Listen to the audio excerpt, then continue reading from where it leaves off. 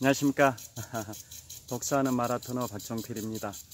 이곳 한국금융연수원 후원에서 초록의 물결, 실록의 계절 6월을 촬영하고 있습니다. 현재 시각은 2022년 6월 4일 토요일 아침 7시 45분입니다.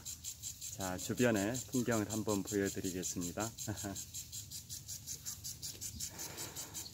제가 지금 서쪽 방향을 촬영하고 있는데요. 바로 앞에 금융연수원 본관 건물의 3층 부분과 지붕 부분이 보입니다. 그 너머로 전방 2km 지점에 북악산 정상이 보입니다. 해발 342m 청와대 뒷산입니다. 그리고 이곳 금융연수원 후원에는 그야말로 초록의 바다입니다. 정말 푸르름, 실록의 계절이 물씬 느껴지는 잔디밭, 정말 너무나도 상쾌한 아침입니다.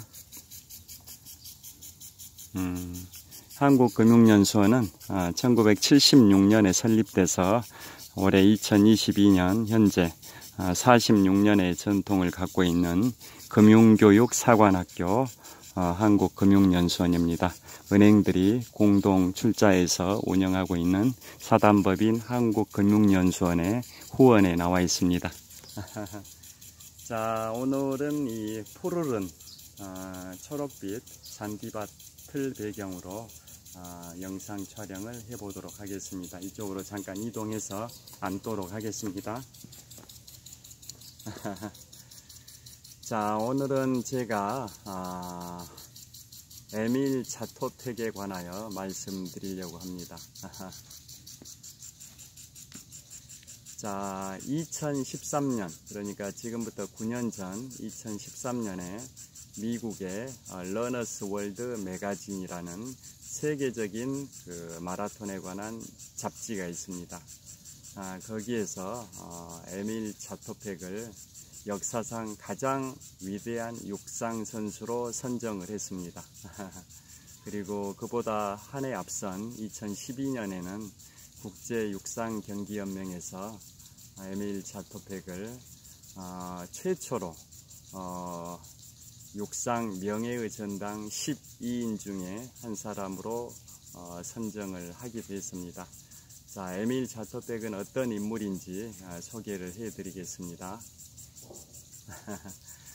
에밀 자토팩은 1922년 9월 22일에 체코슬로바키아에서 태어났고 체코의 영웅이자 세계 육상의 영웅이기도 합니다. 별명은 인간기관차라는 별명을 가지고 있고 에밀 자토팩은 또 이러한 명언을 하기도 했습니다. 새는 날고 물고기는 헤엄치고 인간은 달린다. 그리고 또 이런 명언도 있습니다. 승리하고 싶다면 100m를 달려라.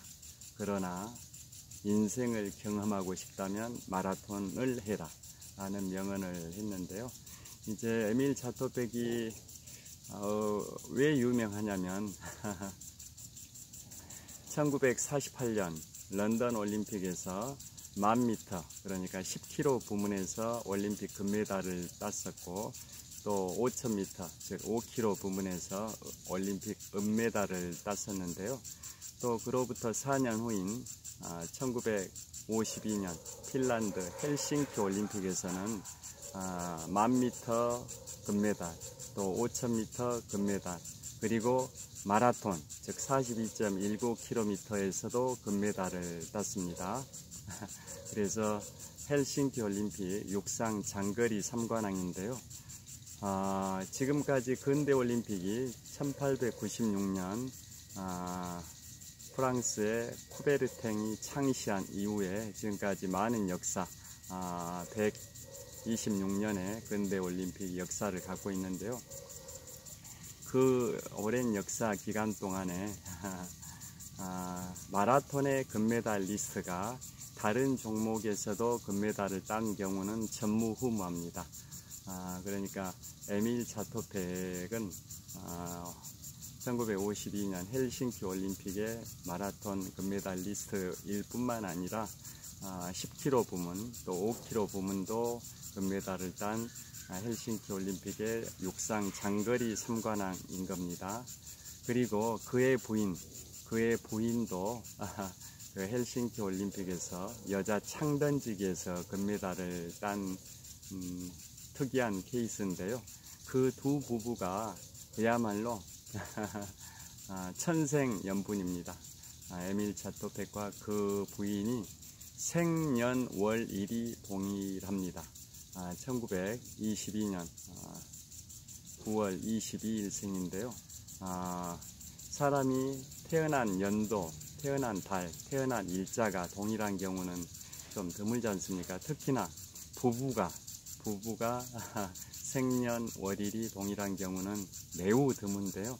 그 에밀 차토백 부부는 1922년 9월 22일 생으로 생년월일까지 동일한 특이한 케이스입니다. 그야말로 하늘이 내려준 천생연분의 부부인 것 같습니다.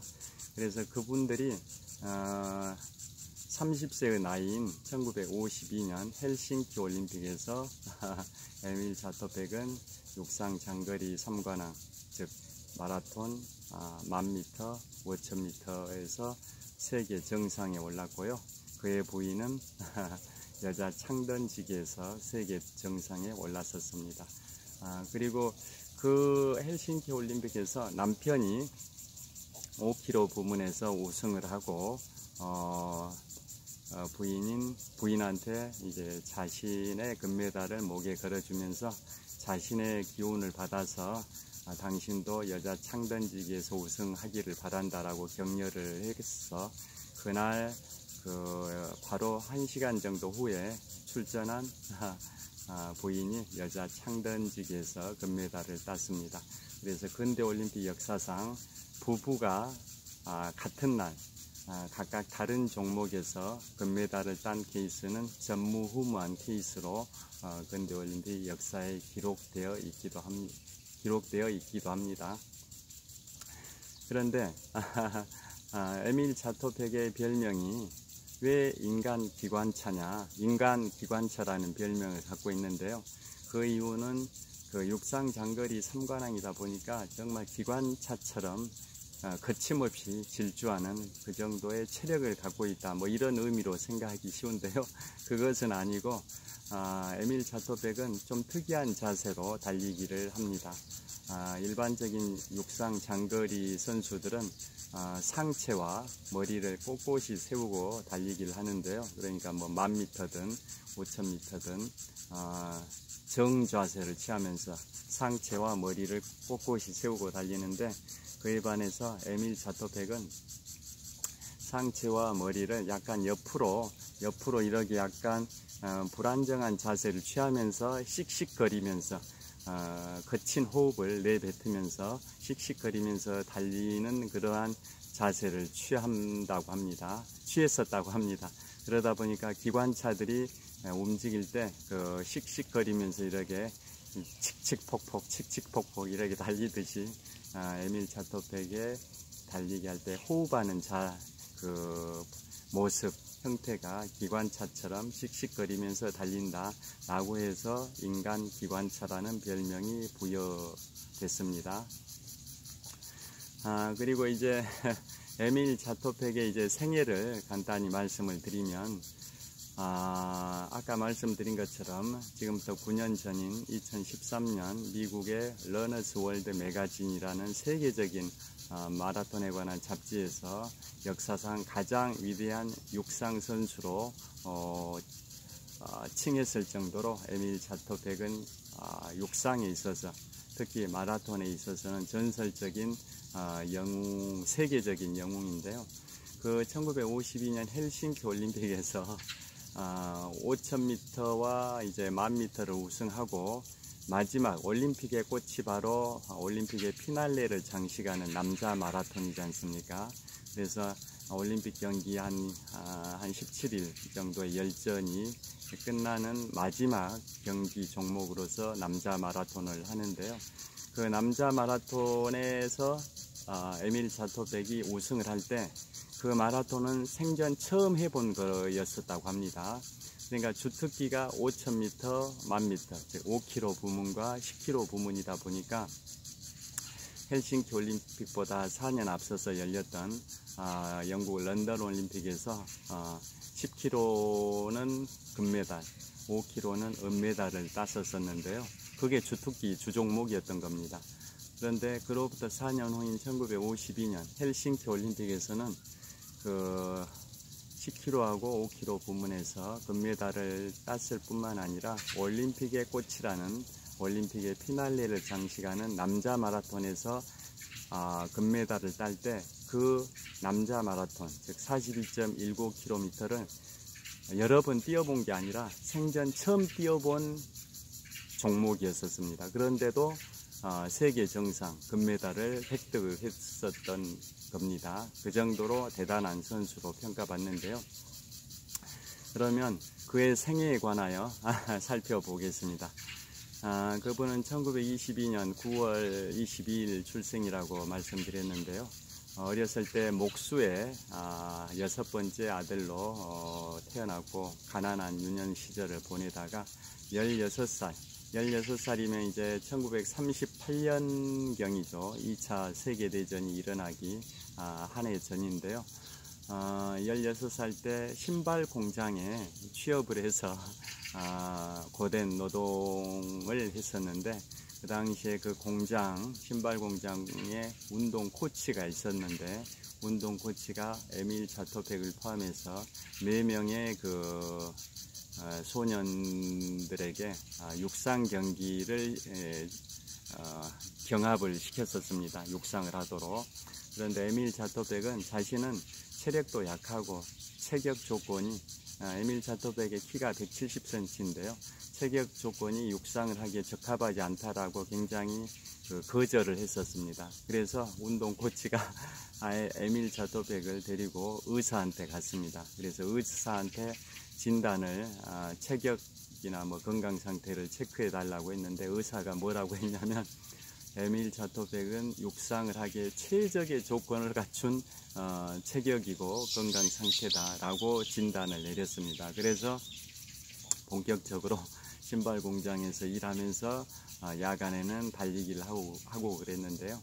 최초에 출전했던 그 대회에서, 육상 대회에서, 그 당시에는 뭐 당연히 42.19km를 나간 상황은 아니었고요. 단거리 한 몇천 미터 이 정도 되겠죠. 그 달리기에서 처음에 2등을 했습니다. 1등이 아니라 2등. 세상에 그런 말이 있지 않습니까? 이 세상은 2등은 결코 기억해 주지 않는다. 1등만 기억하는 세상이지 않습니까? 그래서 1992년 스페인 바르셀로나 올림픽에서 국민 영웅 황영조 선수가 금메달을 땄다라는 사실은 삼척동자도 다 알 겁니다. 그런데 그로부터 4년 후인 1996년 미국의 애틀란타 올림픽에서 국민 마라토너 이봉주 선수가 3초 차이로 아깝게 은메달을 땄다라는 것은 아는 분들이 드물 겁니다. 그 정도로 세상이라는 것은 1등만 기억하지 2등을 기억해 주지 않는다, 뭐 이런 얘기이기도 한데요. 그 당시에 그 에밀 자토백이 처음 출전했던 대회에서 1등을 못하고 2등을 했었습니다. 그런데 나중에 이제 세월이 흘러서 에밀 자토백이 회고를 할 때 그런 말을 했답니다. 자기가 그 당시 1등을 했다면 좀 자만하고 더 열심히 안 했을 수도 있는데 2등을 했기 때문에 좀 더 열심히 하면 1등을 할 수 있겠다라는 그러한 목표의식이 생겨서 더 열심히 한 거 아니겠냐 라고 회고를 했었다고 합니다. 그런 식으로 에밀 자토백은 그 이후로 육상에 재미를 붙여서 열심히 했고요. 그 다음에 세월이 흘러서 1939년에 드디어 에밀 자토백의 나이는 만 17세 때죠.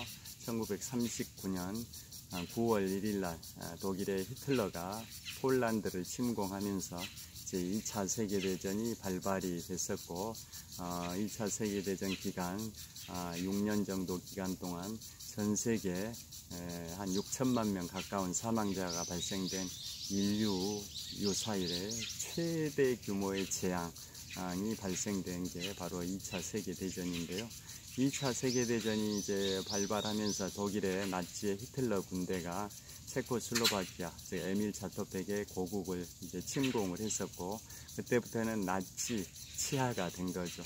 그 뒤로 이제 소련의 스탈린과 독일의 히틀러 간의 그 유명한 2차 세계대전 중에 최대의 격전이었던 스탈린그라드 전투, 1942년 7월부터 1943년 2월까지 있었던 그 유명한 스탈린그라드 전투에서 소련의 스탈린이 독일의 히틀러를 이김으로써 2차 세계대전의 반전이 이루어지는 계기가 됐었는데요. 그런 식으로 체코 땅도 체코 영토도 독일이 점령하고 있다가 소련군이 진주하면서 이제 해방을 맞이하게 됐었습니다. 그 이후로도 이제 계속 에밀 자토백은 이제 운동을 열심히 했었고요. 그 다음에 소련군이 이제 들어온 다음에는 에밀 자토백이 이제 군에 입대를 합니다. 군대에 입대를 해가지고 체코슬로바키아 군대에 입대를 하게 된 겁니다. 입대에서도 달리기를 그때까지만 하더라도 뭐 마라톤을 목표로 한 건 아니었으니까요. 42.19km를 목표로 한 게 아니라 자신의 주특기인 5,000m나 10,000m를 목표로 이제 열심히 군 생활하면서도 열심히 달리기를 했었습니다. 그래서 야간에는 캄캄한 그 연병장에서 조명이 켜지지 않다 보니까 후레쉬를 들고 달리기도 하고 완전군장을 하고 달리기도 하고, 그 다음에 심지어는 다리에다가 무거운 물건을 다리에다 매달고 달리기도 했었습니다. 그런 식으로 굉장히 열심히 달리기 훈련을 지속적으로 했었던 겁니다. 그 다음에 특히나 심지어는 방독면을 착용하고 화생방 훈련 관련된 그 방독면을 착용하고 달리면 굉장히 호흡이 답답하지 않습니까? 그런 식으로 일부러 그 자신의 호흡법을 좀 신장시키기 위해서 방독면을 착용하고 달리기도 했답니다. 그리고 제대 후에는 나중에는 자신의 부인 1952년 헬싱키 올림픽에서 여자 창던지기 금메달을 획득했던 자신의 부인을 업고 달리게 하는 훈련을 하기도 했었다고 합니다. 그 정도로 에밀 자토백은 훈련을 열심히 한 덕분에 2차 세계대전이 끝나고 3년 후에 개최됐던 1948년 런던 올림픽에서 드디어 이제 금메달을 따게 되는데요. 여러분들께서 잘 아시다시피 2차 세계대전으로 인해 가지고 1940년 올림픽과 1944년 올림픽은 개최되지 않았다라는 거 아실 겁니다. 1차 세계대전 때도 그 올림픽이 개최되지 않았는데요. 2차 세계대전은 기간이 더 길다 보니까 1940년 대회와 1944년 대회 두 번의 대회를 개최를 못했다라는 거 아실 겁니다.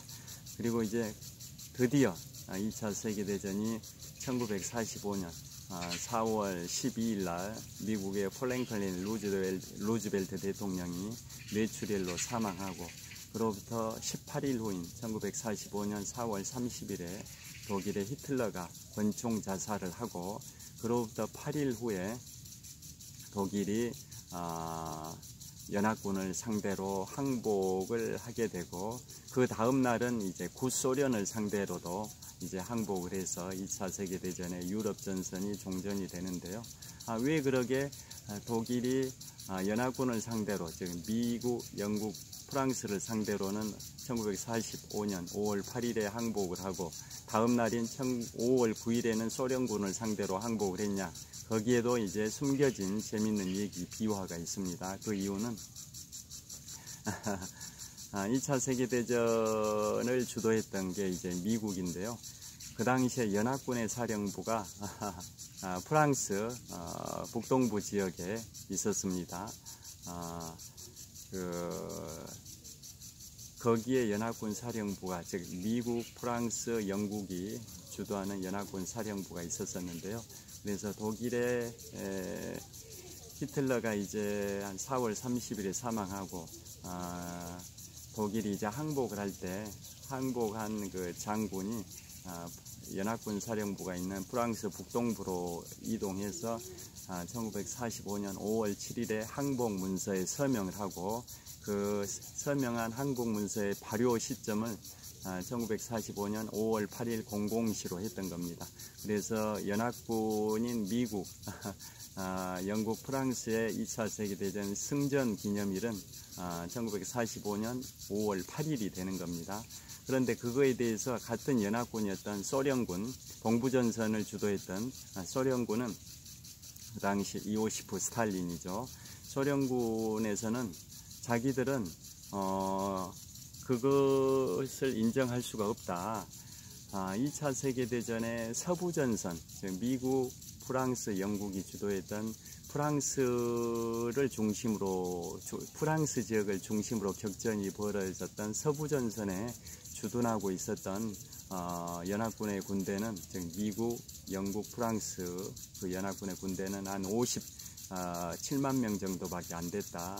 그런데 동부전선, 즉 소련 지역에 있었던 독일군의 병력은 그에 한 9배 정도에 해당되는 한 450만 명 정도가 있었다. 그러니까 독일군의 그 병력이 프랑스나 영국, 미국을 상대로 싸웠던 프랑스 지역을 중심으로 한 그 서부전선에 있었던 독일군의 병력은 한 57만 명 정도밖에 안 됐지만, 그래서 미국, 프랑스, 영국은 57만 명 정도의 독일군을 상대로 싸운 건데요. 그에 반해서 소련 지역, 즉 독일을 중심으로 동쪽 지역에 있다 해서 동부전선이라고 하지 않습니까? 동부전선인 소련군에서 소련과 싸웠던 독일군의 병력은 한 450만 명 정도 되다 보니까 소련 입장에서는 너희 미국, 영국, 프랑스 너희들이 서부전선에서 독일군과 싸울 때 독일군의 병력은 57만 명 정도밖에 안 됐는데, 우리 소련 영토에서 우리 소련군이 독일군과 싸울 때 독일군의 병력은 그 숫자의 9배 정도 해당되는 450만 명 정도의 독일군을 상대로 맞서 싸웠다. 그러니까 2차 세계대전의 승전은 결국은 독일이 항복을 하는 것은 너희 서부전선에 있는 연합군 사령부에서 독일이 항복할 게 아니라 독일의 심장부인 베를린에 있는, 베를린 바로 외곽에 있는 독일 공과대학입니다. 독일 공과대 안에 있는 소련군 사령부에 와가지고 독일이 항복 문서에 서명을 해야 된다라고 이제 주장을 했었습니다. 그래서 독일은 5월 7일 날 프랑스의 연합군 사령부에서 항복 문서에 서명하고 다시 독일의 그 베를린 외곽에 설치된 독일 공과대 안에 있는 소련군 사령부 가가지고 다시 항복 문서에 또 서명을 하게 됩니다. 그래서 2차 세계대전에 주도 국가였던 미국, 영국, 프랑스의 승전 기념일은 5월 8일이 되고 소련의 승전 기념일은 5월 9일이 되는 겁니다. 여하튼 그러한 2차 세계대전의 비화가 있는데요. 그래서 2차 세계대전이 이제 끝나고 나서 3년 후에 개최됐던 1948년 런던 올림픽에서 에밀 자토백은 10km 부문에서 금메달, 5km 부문에서 은메달을 따게 됩니다. 그리고 또 4년 후인 1952년 헬싱키 올림픽에서 10km 금메달, 5km 금메달 뿐만 아니라 생전 처음 출전했던 마라톤, 즉 42.19km에서도 금메달을 따는 쾌거를 이뤄서 육상 장거리 3관왕에 등극을 하게 되고, 그 헬싱키 대회에서 에밀 자토백이 5km를 금메달 땄을 때 자기 부인은 그날 바로 한두 시간 후에 여자 창 던지기에서 금메달을 따서 근대올림픽 역사상 부부가 같은 날 각각 다른 종목에서 올림픽 금메달을 딴 케이스는 처음이라고 이 올림픽의 역사에 기록이 되어 있습니다. 이런 식으로 에밀 자토백은 대단한 영웅인데요. 또 이제 인생 중반에 들어서는 또 참 파란만장한 생이 펼쳐집니다. 그로부터 세월이 흘러서 1968년도 바로 프라하의 봄이 옵니다. 프라하의 봄이라 해가지고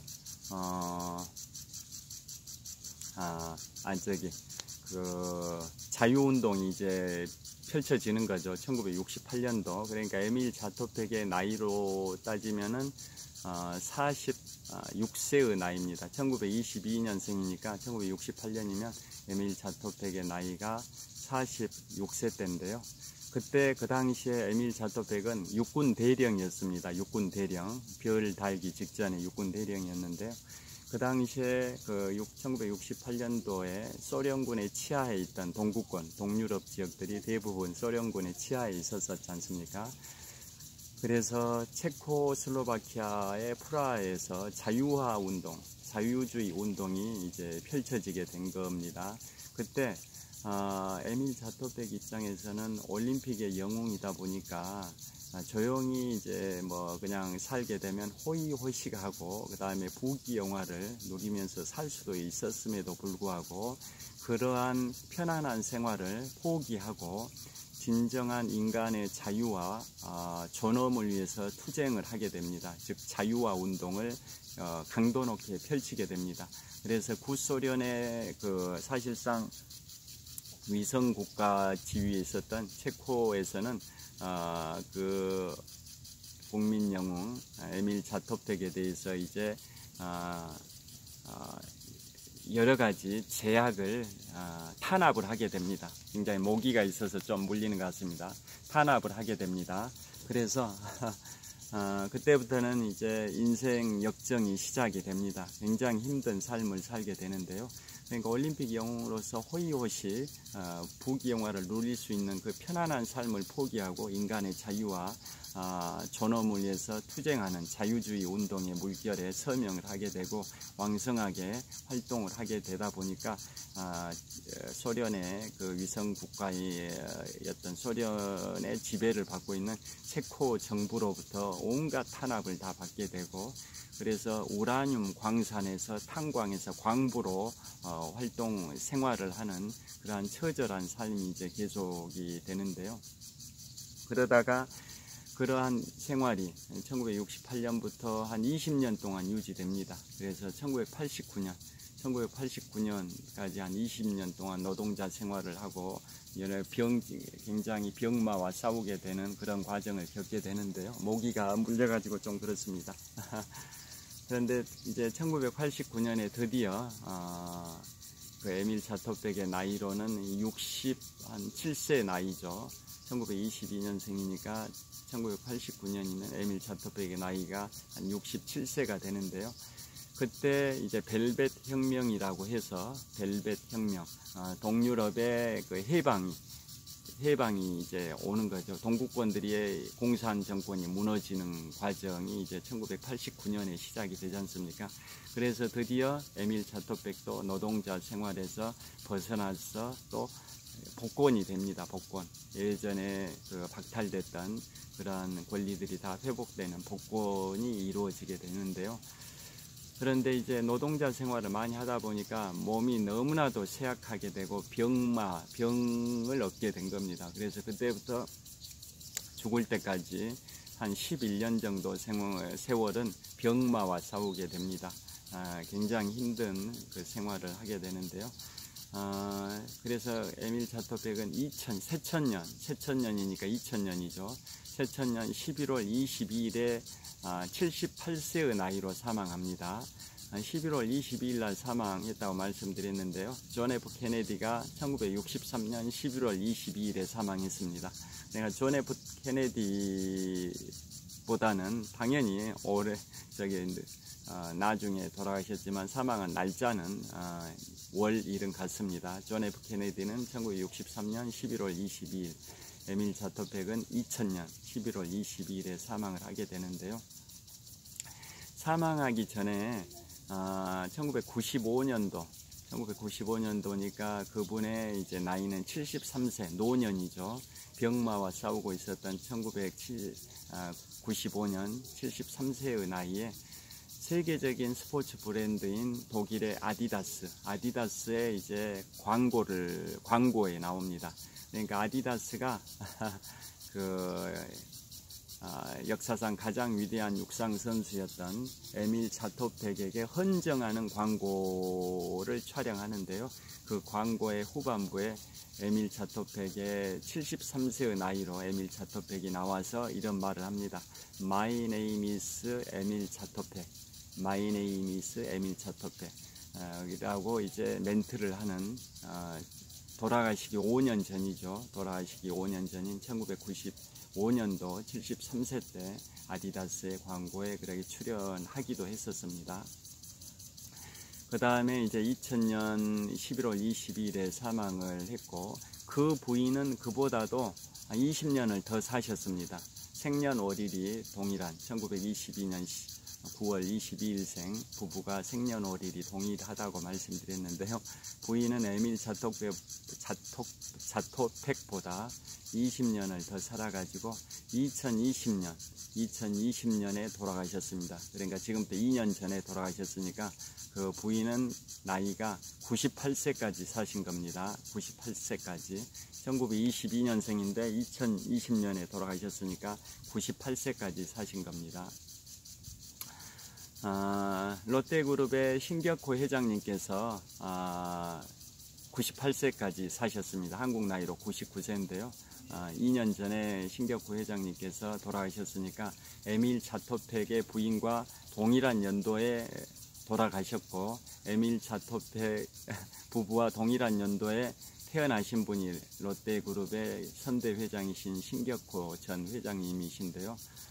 그러니까 에밀 자토백의 부인이 신격호 전 회장님과 같은 연도인 1922년에 태어났고, 돌아가신 연도도 2020년이니까 신격호 전 회장님과 에밀 자토백의 부인은 두 분 다 공통적으로 98년을 사셨던 겁니다. 여하튼 에밀 자토백이 2000년 11월 22일에 돌아가셨으니까 지금부터 22년 전에 돌아가셨는데요. 그때 이제 또 재미있는 얘기가 있습니다. 그때 국민 영웅이다 보니까 국장으로 치러졌습니다. 체코에. 그 에밀 자토백이 왕성하게 활동할 당시에는 체코슬로바키아였는데요. 현재는 나라가 체코와 슬로바키아로 분리되어 있다는 거 아실 겁니다. 그래서 장례식 때 이제 체코의 프라하에서 국가장, 즉 국장으로 치러졌는데요. 다양한 어마어마한 국민들이 거기에 수만 명이 운집을 했었고, 그 다음에 IOC 위원장이었던 사마란치 IOC 위원장도 거기에 장례식장에 오셨었고, 국제육상경기연맹 회장, 다양한 명사들이 다 장례식에 참석을 하셨었던 거죠. 그래서 그 중에 애도사가 많이 있는데요. 국제육상경기연맹 회장의 애도사를 한번 소개해 드리겠습니다. 그걸 보시면 에밀 자토백이 어떤 인물이다 라는 것을 가늠해 보실 수 있을 겁니다. 국제육상경기연맹 회장이 이런 말을 했습니다. 애도사, 추도사로.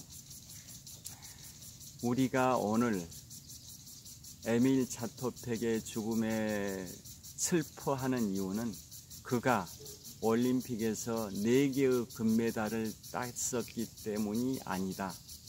그는 매우 평범한 한 인간이었으며 인간의 자유와 존엄을 위해서 온몸을 던진 투사였기 때문이다 라고 애도사, 추도사를 했습니다. 즉 에밀 자토백은 런던 올림픽 10km에서 금메달을 땄고, 헬싱키 올림픽에서 10km, 5km 마라톤에서 총 장거리 3관왕 했고, 런던 올림픽 금메달과 헬싱키 올림픽 금메달을 다 합하면 4개의 금메달과 1개의 은메달을 딴 건데요. 우리가 에밀 자토백의 죽음에 대해서 슬퍼하는 이유는 그가 올림픽에서 금메달을 4개씩이나 땄기 때문이 아니라 그는 평범한 한 인간이었으며 인간의 자유와 존엄을 지키기 위한 1968년도 자유화 운동에 온몸으로 몸을 바친 진정한 투사였기 때문에 우리가 오늘 에밀 자토백의 죽음에 대해서 슬퍼하는 것이다 라고 국제육상경기연맹의 회장이 추도사를 했었던 겁니다. 그 정도로 이제 에밀 자토백은 위대한 인물로 평가받고 있고요. 그 다음에 아까 모두에 말씀드린 것처럼 2013년에는 국제육상경기연맹에서 그를 최초로 육상 명예의 전당 12인 중에 한 사람으로 선정을 했고 2013년도에는 러너스 월드 매거진에서 역사상 가장 위대한 육상 선수로 선정을 했고요. 그 다음에 똑같은 2013년도에는 체코의 프라하의 중앙역, 지하철역이죠. 체코 프라하의 중앙역에 에밀 자토백이라는 명칭의 기관차가 생겼습니다. 프라하의 중앙역에 에밀 자토백이라는 명칭을 부착한 기관차가 생겼습니다. 그래서 그때 부인은 생존에 계셨기 때문에 2013년이면 지금부터 이제 9년 전이지 않습니까? 부인은 지금부터 2년 전에 돌아가셨으니까 그 당시에 생존에 계셨던 거죠. 그래서 그 에밀 자토백이라는 명칭의 기관차가 출발할 때 부인이 아주 나이든 그 부인이 연루한 모습으로 나오셔서 오픈 커팅식의 커팅을 하신 게 사진으로도 굉장히 유명한데요. 그 정도로 에밀 자토백은 체코의 영웅이기도 하고 세계적인 영웅이기도 합니다. 그분의 그 명은 아까 소개해드린 것처럼 새는 날고 물고기는 헤엄치고 인간은 달린다. 100m, 승리하고 싶다면 100m를 달려라. 그러나 인생을 경험하고 싶다면 마라톤을 해라. 라는 말을 할 정도로 굉장히 유명한 분입니다. 에밀 자토백. 1952년이니까 지금부터 딱 70년 전인 거죠. 70년 전인 핀란드 헬싱키 올림픽에서 10km하고 5km에서 금메달 딴 거야 자신의 주특기니까 뭐 그럴 수도 있겠다라는 생각이 들지만 생전 처음 출전한 마라톤에서 즉 42.19km에서 금메달을 따버린 걸 보면 대단한 인물인 것 같고요. 그 다음에 국제육상경기연맹, 국제육상이 아니라 IOC, 국제올림픽위원회입니다. 국제올림픽위원회. 근대올림픽이 지금부터 126년 전인 1896년에 프랑스의 쿠베르탱에 의해서 창시됐고 그 쿠베르탱은 근대올림픽의 창시자일 뿐만 아니라 제2대 IOC 위원장이기도 합니다. 제2대 IOC 국제올림픽위원회 위원장이기도 한데요. 그래서 쿠베르탱의 그 메달이라는 게 있습니다.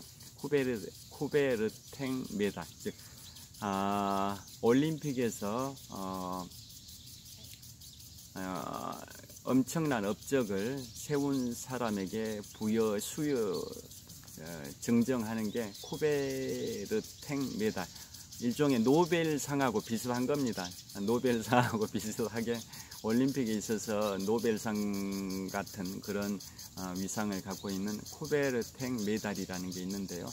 그 에밀 자토백 사후에 돌아가신 다음에 IOC 국제올림픽위원회에서는 쿠베르탱 메달을 에밀 자토백에게 추서를 했습니다. 추서. 그러니까 올림픽에서 금메달보다 훨씬 희소 가치가 있고 영예로운 상이 쿠베르탱 메달이라고 합니다.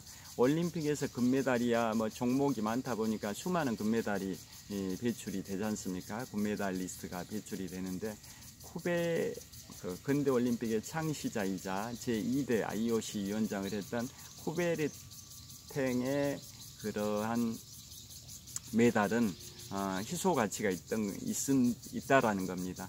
그래서 에밀 자토백은 올림픽에 금메달 4개 수상뿐만 아니라 그보다 훨씬 수가치가 있는 코베르탱 메달까지 사후에 받게 되는 영광을 안았던 분입니다. 지금까지 이제 에밀 자토백의 그러한 생애에 관해서 말씀드렸는데요. 그리고 좀 부연 설명을 드린다면, 이번엔 좀 일어서서 하겠습니다. 모기가 너무 많아 가지고요. 좀 부연 설명을 드린다면, 그 헬싱키 올림픽이 끝나고 나서 4년 후에 1956년에 호주의 멜버른에서 올림픽이 열립니다. 호주에서는 1956년도 멜버른 올림픽, 그 다음에 2000년에는 시드니 올림픽, 그리고 2032년에는 브리즈번 올림픽이 개최될 예정인데요. 그래서 호주는 이제 2032년에 브리즈번 올림픽까지 개최하게 되면 올림픽을 개최한 3번 개최한 국가가 됩니다. 호주는 올림픽을 3번 개최한 국가가 되는데, 최초로 개최했던 때가 바로 1956년 멜버른 올림픽인데요. 그 에밀 자토백 부부가 또 멜버른 올림픽에 출전을 합니다. 멜버른. 그런데 안타깝게도 멜버른 올림픽에 출전했던 그 에밀 자토백 부부는, 남편 에밀 자토백은 그 마라톤에서 4등을 하게 됩니다. 아쉽죠. 4등. 메달을 못 따게 되고, 부인은 6등을 합니다. 여자 창던지기에서 6등을 하는데 아쉽게 됐습니다. 그로부터 또 4년이 흘러서 1960년에 로마 올림픽이 1960년에 열리는데요. 그때 남편은 또 메달을 못 따게 되는데, 부인은 또 은메달을 따게 됩니다. 여자 창던지기에서 은메달을 따게 되는 그러한 또 영광을 얻게 됩니다. 지금까지 2013년 미국의 러너스 월드 매거진에서 역사상 가장 위대한 육상 선수로 선정한 체코의 영웅, 인간 기관차라는 별명을 갖고 있는 에밀 자토백의 생애와 그분의 업적에 관하여 말씀을 드렸습니다. 현재 한 30분이나 40분 촬영했을 것 같은데요. 현재 시각은 한번 시간을 보겠습니다. 현재 시각이 2022년 6월 4일 토요일 아침 8시 26분입니다. 아까 한 7시 한 40분쯤부터 촬영했으니까 한 45분 정도 촬영한 것 같습니다. 장시간 시청해 주셔서 감사합니다. 오늘 주말인데요. 제가 오늘 여기 한국금융연수원에 여신법률 강의가 4주 연속 토요일 날 진행이 되어 왔었는데요. 오늘이 4주째 마지막 주 토요일 강의가 됩니다. 오늘 여신법률 강의를 준비하기 위해서 이제 들어가도록 하겠습니다. 지금까지 시청해 주셔서 감사합니다. 좋은 주말, 행복한 주말 보내시길 바라겠습니다. 유쾌, 상쾌, 통쾌한 하루 되십시오. 감사합니다. 화이팅! 자, 한국금융연수원 후원에서 지금까지 촬영을 했고요. 정말 푸르름의 바다, 초록빛 물결입니다. 이곳에서 저 북악산 정상, 청와대 뒷산입니다. 북악산 정상 해발 342m 고지를 보여드리고 있습니다. 오늘 계속 청와대가 개방되고 지난